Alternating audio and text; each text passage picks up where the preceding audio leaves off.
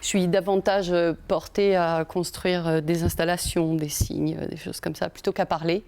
Alors, je vous remercie de votre compréhension sur mes hésitations, etc. Je voulais d'abord revenir sur une ou deux notions un peu galvaudées de l'artiste qui a le désavantage de voir son activité encore trop perçue sous le signe de l'agrément.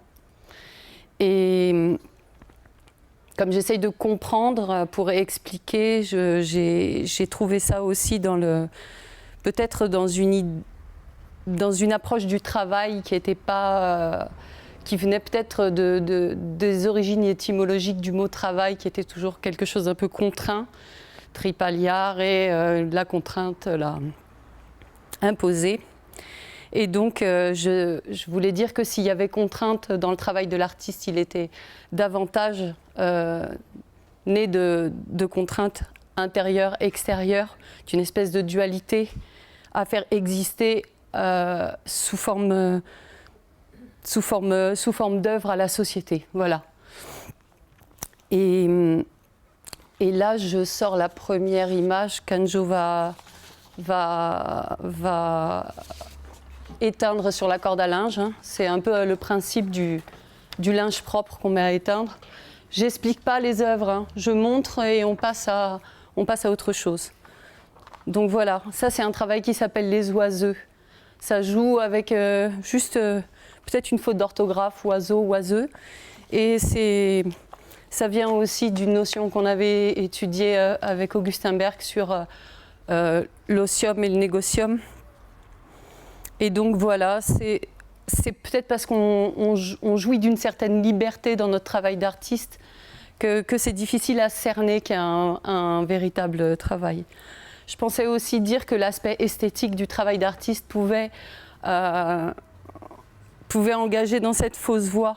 Si on voit l'esthétique comme une finalité du travail et non pas comme juste un mode d'expérience par le sensible. Et ça, c'est une composante du travail d'artiste, mais ce n'est pas uniquement pour les artistes. L'esthétique, ça s'adresse à tout le monde. Je voulais lire une phrase de Luginbull. Je vais juste marquer les mots. Il prononce lui-même Luginbull. Luginbull, merci.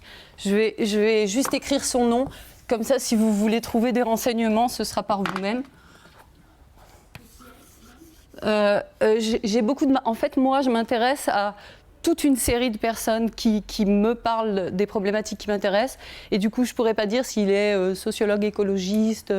Je prends, j'intègre.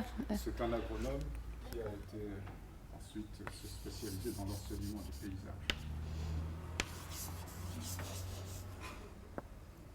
paysage. J'ai fait une faute. Non, ça c'est un H en fait. Oh.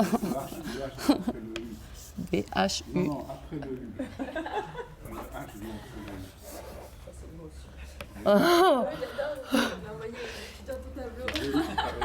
C'est ça, j'ai jamais fait ça, même en tant qu'étudiante. Hein. Elle à la fin. Oh. Oh là là là là là là. Bon, ça va ? Ok. Donc, si on envisage l'esthétique de cette manière, elle ouvre la voie vers la perception des problèmes écologiques, et notamment à travers d'autres sens humains. L'odorat, qui ramène aux pollutions, ou les nuisances sonores à l'ouïe. Et moi, je pense du coup que c'est plutôt la place de la sensorialité qui est remise en question par nos modes de vie contemporains. Et voilà, l'artiste interroge aussi ça, hein. Mais ce n'est pas que son domaine. Donc voilà, à partir de là, j'essaye de refaire une mise à jour de ce que c'est qu'être un artiste dans le monde contemporain. Il y a eu un mouvement, le champ de l'art s'étend au champ de l'être. Il y a toujours production d'objets ou d'images, mais l'œuvre est dans la totalité de la démarche. Donc, elle est tournée vers ce que Paul Valéry appelle une poétique. C'est-à-dire que si ça commence par une intuition, une fulgurance, il y a une véritable attention à sa propre construction et à la claire lumière de la conscience. je continue avec Nicolas Bourriaud, qui est un grand critique d'art, curateur français, et qui a écrit dans une exposition qui s'appelle GNS, Global Navigation System, que la dernière décennie du XXe siècle a été marquée par cette problématique de la possibilité en art, celle de ses limites sociales. Que peuvent les artistes? À quoi peuvent-ils accéder? Comment, jusqu'où peuvent-ils aller dans la transformation du monde et l'évolution de leur rôle sans abandonner leur statut d'artiste? Et il me semble que c'est une analyse qui est bonne pour partir de ce point-là, pour réfléchir sur cet être au monde qui est formulé par la position d'artiste. Donc, il a regroupé tout ça sous une théorie qui s'appelle l'esthétique relationnelle. Ça veut dire qu'on évalue les œuvres d'art par rapport à les liens et les relations qui vont être capables d'être créés à partir de ça. Donc l'artiste, il peut, du coup, dans sa volonté d'embrasser le monde, il peut être conduit à aller dans des domaines très très précis et spécialisés. Et du coup, cette action-là, ça va vers un décloisonnement des pratiques.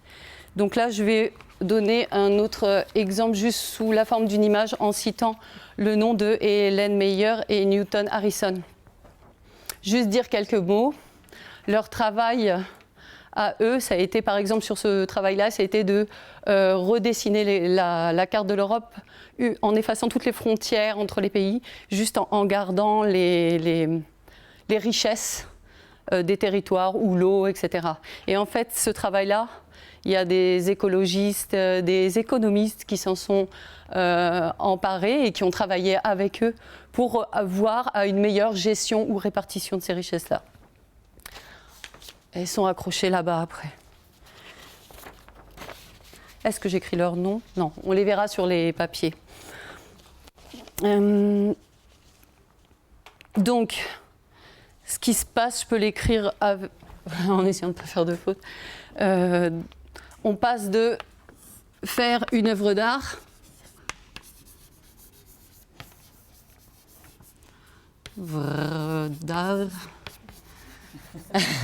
à faire œuvre de l'art.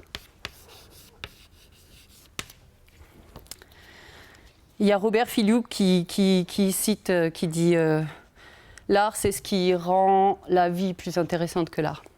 Je pense que ça résume pas mal. Donc l'artiste, il s'installe à l'articulation de cette transaction et il prend en charge la représentation des œuvres qu'il propose. Et ces œuvres se dirigent vers une société. Ce qui fait qu'en fait, il accueille l'altérité dans son idée la plus pure, peut-être le grand autre dont on parlait hier dans la nature, dans l'art. Et il lui aménage une entrée en matière qui est déjà une quête de sa présence et une acceptation de l'autre dans son système. Et du coup, on peut considérer que l'œuvre, c'est un objet transactionnel dans la relation à l'autre et au monde. Et que il ne se contente pas donc de produire des objets et des formes. Il va essayer de faire ensemble, d'avoir une cohérence d'ensemble dans sa démarche. Donc l'artiste tourné vers le monde et le monde de l'art. Le monde de l'art qui est un monde en soi, qui a son pôle d'excellence, ses grandes écoles, ses spécialistes, et où la réussite s'est associée à une reconnaissance par ces spécialistes et éventuellement une cote sur le marché de l'art. Et je pense que ça aussi, ça fait écho au cours qu'on avait eu avec Augustin sur la ruralité et le sauvage, comme quoi le monde, c'est d'abord l'urbain. Le monde est à partir de l'humain. Ab urbe condita, c'est bien dit. Donc voilà, le monde comme le monde de l'art comme le monde, il se pense à partir d'un centre urbain et c'est une chose entendue et ça fait de la métropole un modèle institué. Donc on résume, l'artiste il a d'une part comme fonction de trouver une façon juste d'être au monde, et d'autre part, il doit être pour reconnu, rentrer en corrélation avec l'expertise des professionnels de l'art. Bon, maintenant, il faut la partie paysage, la partie artiste, ouverture sur la partie paysage. Donc, il y a autant de façons d'être artiste que d'artiste. Il y a des mouvements qui rentrent en rupture avec des pratiques traditionnelles, et notamment une extension des lieux de l'art au cours de l'histoire. Temples, églises, musées, galeries et maintenant paysages. Et à mon sens, et pas qu'au mien, c'est un déplacement des champs du sacré dans la nature. Il y a Marcel Gauchet, je marque son nom, qui a travaillé avec le Centre Pompidou sur les traces du sacré, qui dit que cette démobilisation la démobilisation de notre société séculaire envers ce qui était du religieux, en fait, elle ne disparaît pas. Il y a un déplacement de la préoccupation spirituelle dans l'espace public. Et là, une des suppositions que je fais, c'est que en mettant ça en lien avec l'espace paysager, c'est que peut-être l'espace paysager, c'est l'espace public dans son essence libre. Parce que l'artiste qui se tourne vers le paysage, il affirme librement le choix de cette exposition, et il se positionne à l'articulation des dimensions sociales, écologiques, économiques et culturelles du paysage.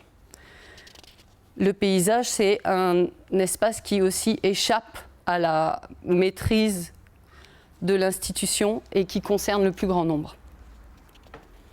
Donc il y a cet investissement du paysage, c'est assez récent. Il y a le land art qui naît dans les années 60, on explique cette tendance comme un refus opposé à l'aspect de plus en plus commercial de l'art d'une part, et l'appréhension des problématiques écologiques.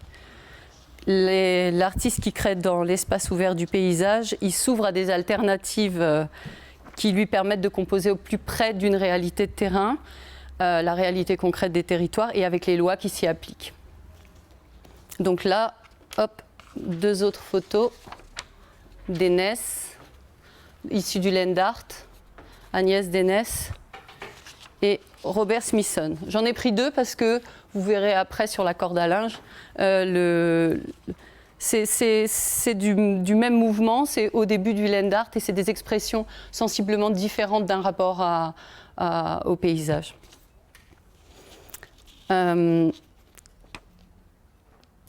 Donc des démarches radicalement différentes dans le paysage. Tout un jargon qui vient avec land art, earth art, ecologic art, environmental art, etc. On va retenir juste quelque chose. D'abord que le lieu, ce n'est pas un nouveau socle pour l'objet d'art, in situ. Donc c'est plus l'élément dynamique d'une cora. On peut aussi aller voir ce qu'a écrit Anne Volvey dans les fabriques spatiales de l'art contemporain pour en savoir un peu plus. On retiendra aussi que les installations sont éphémères et que du coup ça génère des traces qui sont enregistrées pour rendre compte de l'épiphanie de cette création. Et j'utilise le mot épiphanie à dessein parce que en fait, l'artiste qui intervient dans le paysage, il met en place un certain nombre de rituels. Le land art ne renonce donc pas au monde du musée ou à l'espace marchand des galeries. Il génère surtout une post-élaboration de l'œuvre in situ en choisissant des modes de transmission médiatique. Et il produit en fait une interface relationnelle a posteriori. La question de la représentation, ça pose du coup concrètement la question de représenter l'existence et la représentation, une dialectique de l'être et du paraître. C'est après qu'il faut mettre en forme. On est dans une société de l'image et il faut restituer les choses. Donc après, ces questions-là, elles se posent, je pense, pour tout le monde, dans toutes les activités. On est obligé mais c'est peut-être même une nécessité, de passer du temps pour restituer son esprit et sa pensée à mettre en forme les documents. Et après, sur un équilibre de ce temps-là entre l'être et le paraître. Je ne sais pas si je me fais comprendre. Il y a une équation être au monde qui se traite aussi par sa représentation. Voilà, donc la question de la relation au territoire. À mon sens, il faut revenir déjà à un rapport premier de l'être avec la terre. C'est quelque chose qui vient de l'enfance et de son rapport premier à la terre, et c'est transmis plus par de l'éducation, des pratiques familiales, jardin, marche, etc. Je peux pas tout le temps parler dans le vide, il faut que je parle de ma propre expérience et donc et de mes propos. Je vais quand même utiliser une phrase de Heiser pour passer à ça. C'est encore un artiste contemporain qui a une actualité très forte en ce moment. Et il dit que la nature satisfait ma conception de l'espace. Je vais partir de cette phrase qui ne veut pas dire grand-chose comme ça, mais en l'interprétant pour moi, un paysage qui ne souffre pas trop de la présence de l'humain et qui garde des caractéristiques qui lui sont propres, qui préserve son identité. Parce que j'ai la conviction profonde que pour exister pleinement, il faut offrir à l'être un environnement dans lequel il puisse engager un véritable corps à corps intime avec l'espace. Que ça façonne pas seulement son corps, mais que ça façonne son esprit. En passant cette espèce d'équation qu'il y avait tout à l'heure, montagne-rivière, en passant dans tous ces niveaux élémentaires de matière. Je dois citer Gaston Bachelard parce qu'il y a cet échange, il va creuser dedans. Il y a les matières, il y a l'esprit de ces matières-là et de ces éléments qui forment notre imaginaire et qui viennent nous nourrir. Autre image que vous connaissez peut-être, Leib, qui travaille avec des matières très nobles, pollen, lait, etc., pour aussi ce que ça représente symboliquement pour nous. Donc, sur ce territoire corse, moi je trouve tout ça. Je trouve tout ça et je trouve une certaine liberté, la possibilité de traverser ces espaces, d'aller chercher ce rapport aux éléments, d'aller chercher des rapports aux matières. Et je pense que j'appellerais ça cette gratuité d'accès à la liberté. Et je pense que c'est pas sans contrepartie, il y a une contrepartie qui est de préserver. Mais attention, préserver comme le dit Calicote. Est-ce que vous pouvez nous dire qui c'est Calicote ? Oui, c'est un philosophe de l'environnement. Merci. Donc, lui dit préservation de manière à y inclure la dimension de l'occupation humaine articulée aux dynamiques naturelles dont elle est partie prenante. Moi, dans ce territoire, j'ai décidé que mon action elle allait être contributive et c'est aussi pour ça que j'ai commencé à m'intéresser au varech de notre société de consommation. Je prends le mot varech pour plusieurs raisons. D'abord à cause de Georges Didier Humberman qui prend ce terme quand il dit « ce qu'on regarde nous regarde ». Il utilise aussi ce mot de varech et à cause de Gainsbourg qui a aussi dit dans une chanson. Qu'est-ce que c'est ? J'ai sauté une page, j'en suis là. Donc, La liberté avec les éléments, le territoire, ça passe aussi par des hommes. Et moi, j'ai trouvé quelque chose de très important ici. J'ai trouvé dans le monde des artisans la capacité à aller chercher la libre formation. J'ai besoin d'apprendre quelque chose, je vais rencontrer des gens et ils mettent spontanément à ma disposition, des outils, des connaissances, etc. Et j'appelle ça aussi la liberté. Et si l'objet d'art perd sa notion de totalité, elle n'en garde pas moins tout l'objet, en garde pas moins toutes ses valeurs, matière, symboles, enfin on va dire son âme, quand il est fabriqué de main d'homme en tout cas. Pour dire que être, c'est aussi être au travail. Et c'est très important. Travailler, c'est aller vers sa transformation, se transformer soi-même. Ce n'est pas uniquement produire des choses. Et se transformer soi-même et aller au contact de l'autre à travers de ce travail-là. Je vais juste citer une phrase de Michel Roux, qui est philosophe aussi, je crois, non ? Vous savez pas. Il dit « Habiter le territoire, c'est un art subtil, une religion au sens premier de ce qui relie et qui demande de donner du sens aux gestes les plus profanes. » Voilà, moi ça fait à peu près 10 ans que j'habite ce territoire et que j'ai l'impression qu'il m'habite autant que je l'habite. Mon odyssée de l'espace insulaire a commencé en 2001, c'est peut-être un signe, avec une formation chez Martin Brumberg, forgeron, et en même temps le workshop organisé par Ange Leccia, le premier en Corse. Et je suis rentrée de plein fouet dans cette problématique du paysage dans cet univers collectif, avec beaucoup de gens qui venaient d'ailleurs, et on a passé un temps dans ce territoire-là. Moi, j'ai gardé...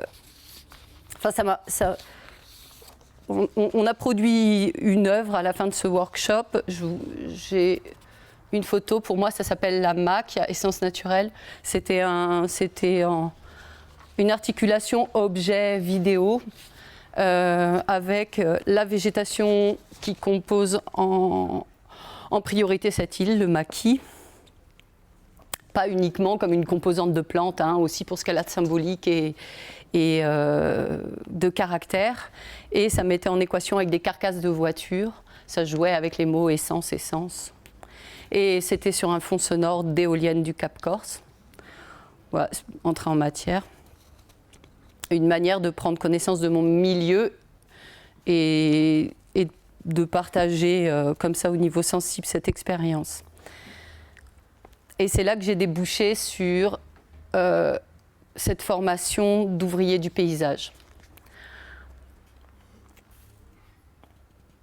Bon, l'appellation, elle était plaisante, déjà. Et en plus de ça, elle venait s'ajouter à un diplôme supérieur d'artiste des Beaux-Arts de Paris.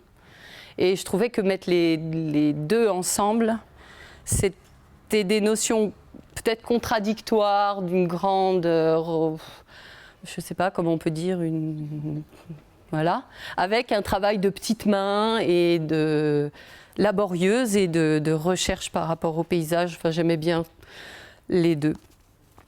Mais c'était surtout aussi, pour moi, on va dire que c'était qualifiant jusqu'à un certain degré, c'était surtout pour moi marquer un engagement envers le vivant, à travailler avec et dans le sens du vivant.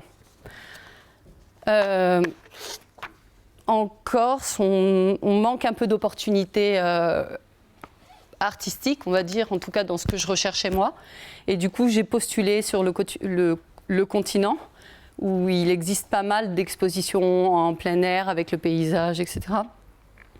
Et c'est comme ça que j'ai rencontré Anne-Joëlle Cano, qui étend mon linge propre en famille, là-bas, et qui est la présidente de mon association Artère.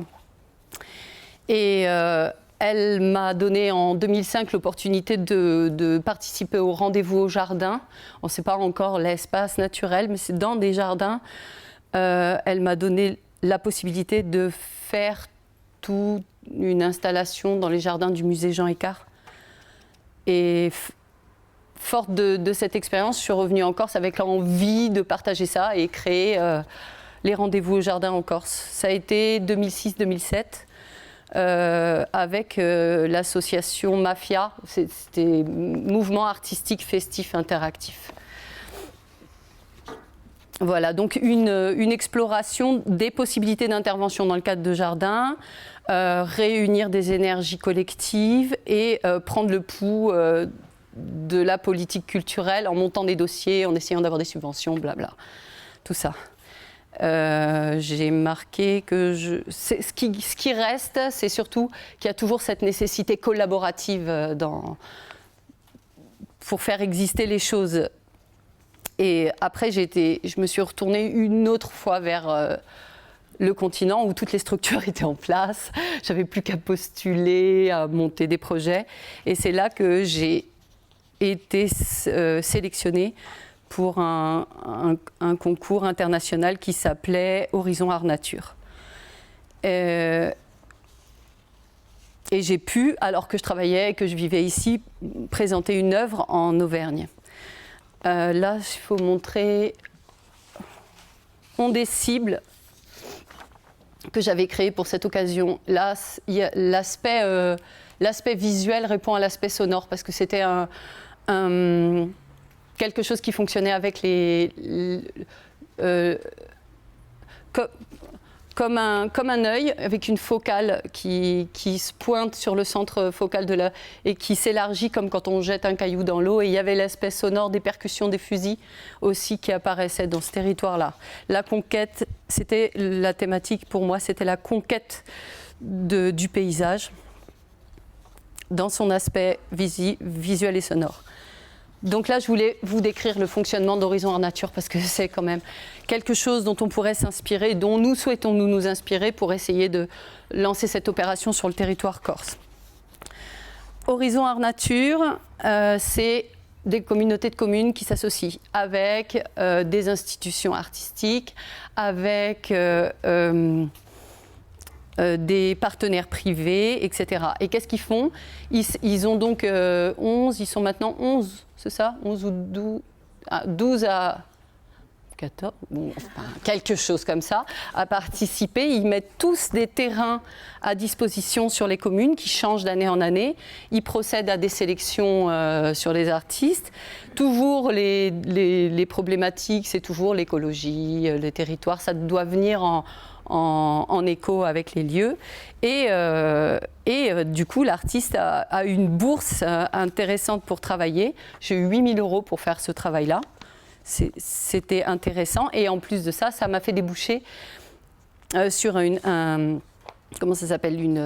possibilité de travailler avec la CCAS à Portich, au EDF.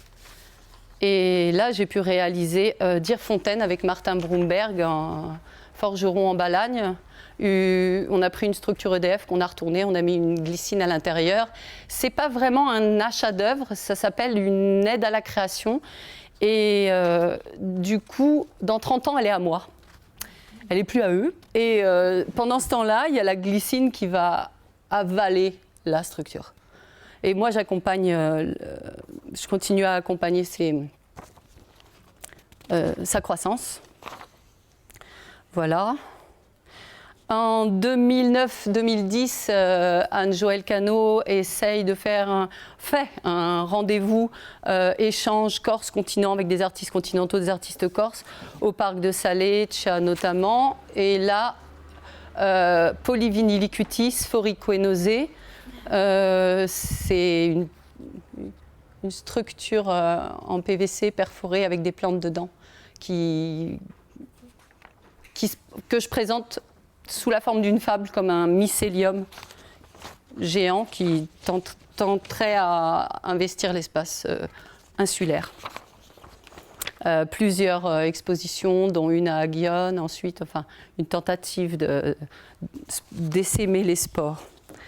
Mais bon, avec Artera, on a réfléchi et créé cette association parce qu'on s'est dit il y a quelque chose de plus à faire, on va sortir des jardins, on veut c'est important sur le territoire dans lequel je vis, où mes valeurs sont intimes, sont liées aux valeurs d'une communauté, d'apporter une contribution et qui inclut tous les usages sociaux et quotidiens dans l'agriculture, dans l'éducation, dans le tourisme.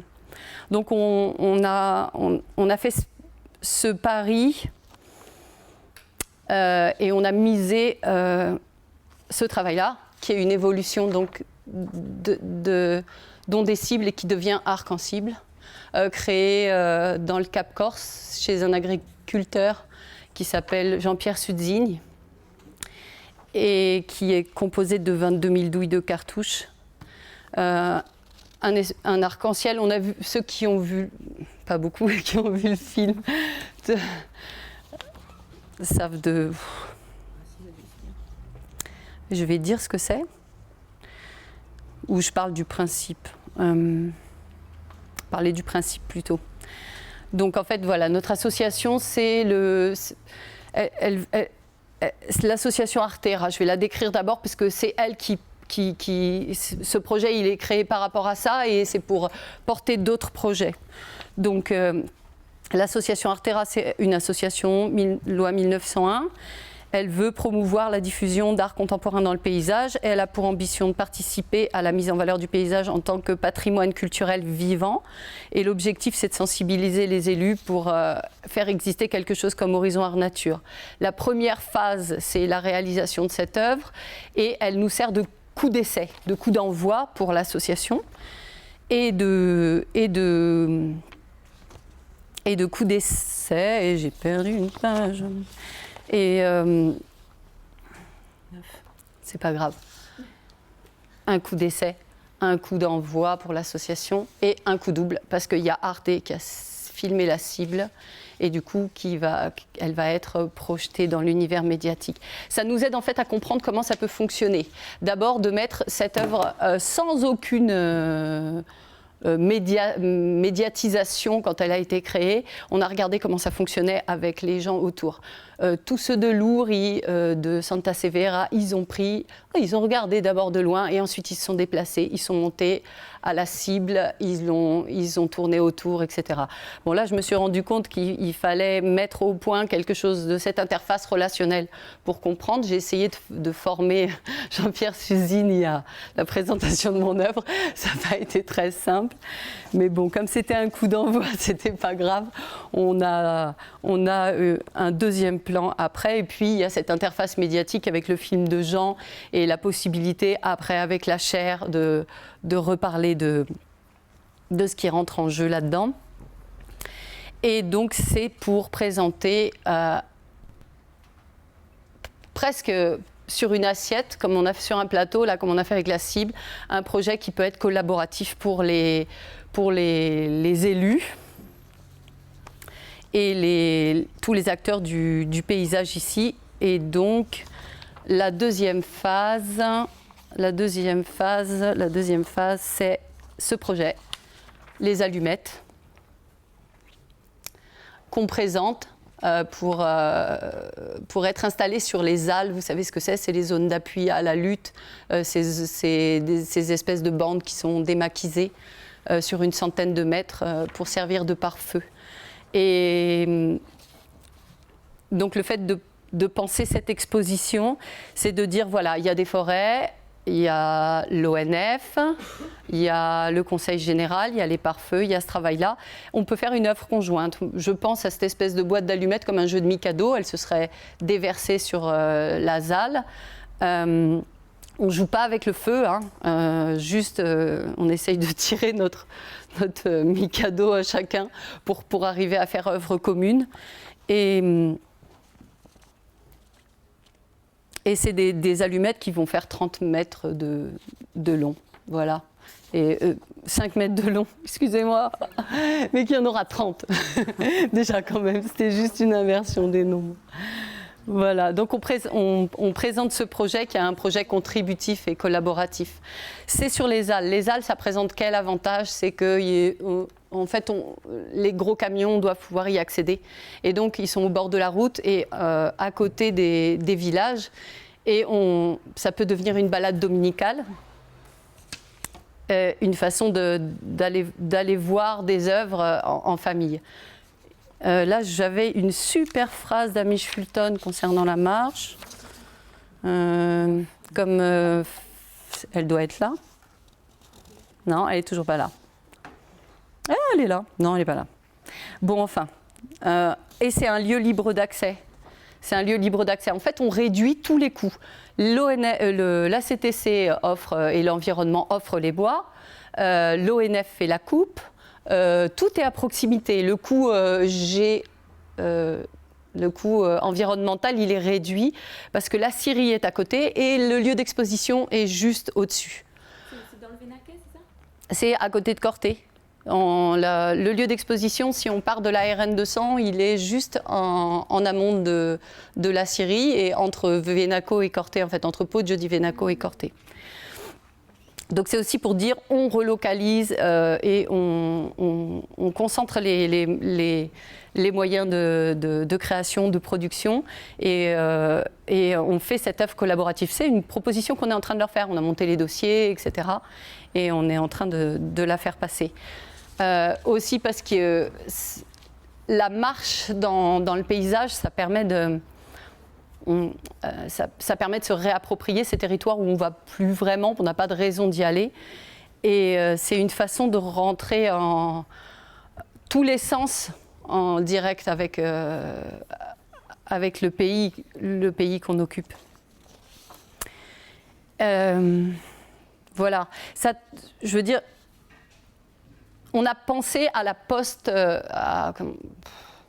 post-élaboration de ce projet en disant voilà, ça ne suffira pas de faire une œuvre, il faut aussi faire un témoignage, un document.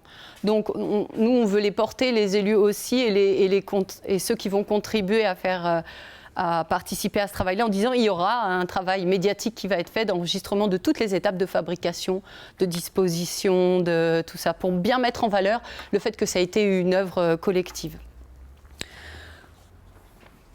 On dit que c'est une période de crise, alors là on peut aussi, moi je fais un lien avec les allumettes, puis il y a tout le monde qui connaît la petite fille aux allumettes. Hein, on fait avec 3 fois rien, on essaye de faire quelque chose comme ça.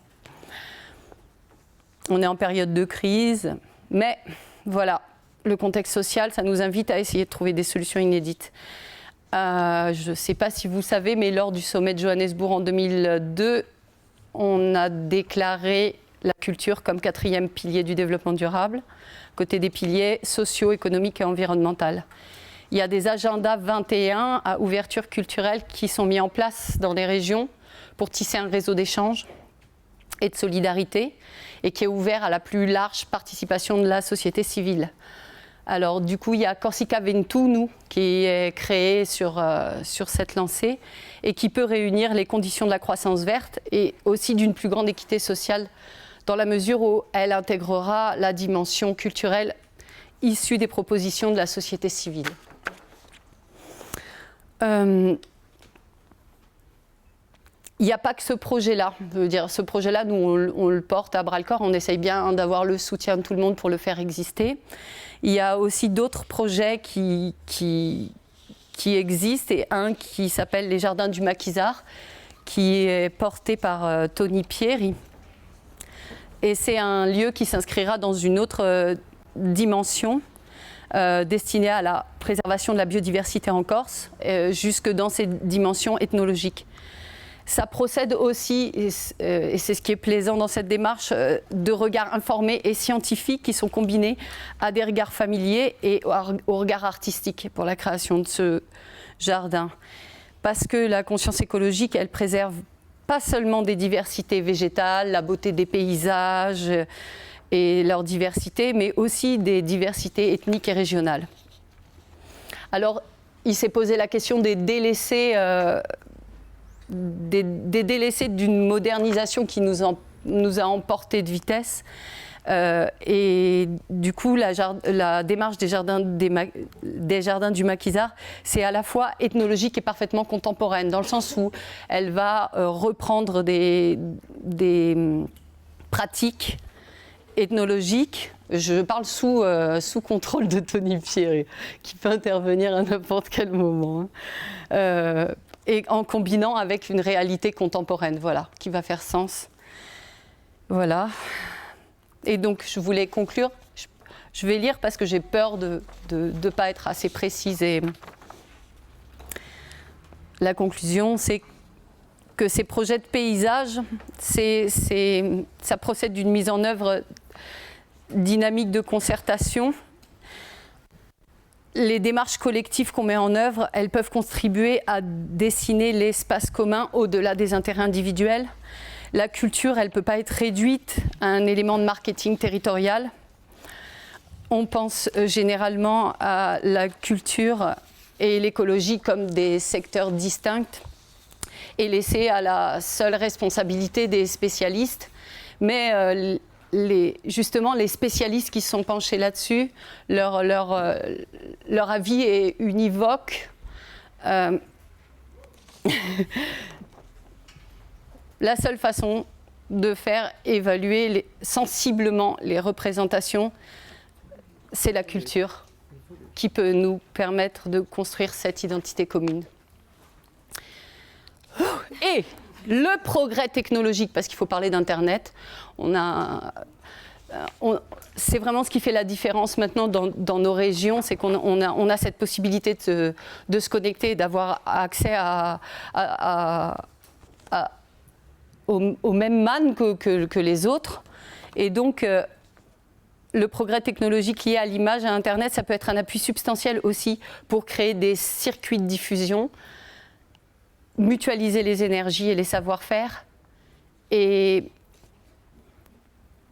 en gardant raison de la vraie demande de paysage qu'il y a, de faire ça depuis ici. Voilà.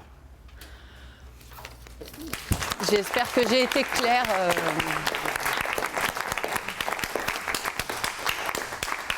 Après, voilà, le linge, il est là et on peut en discuter ensemble si vous voulez.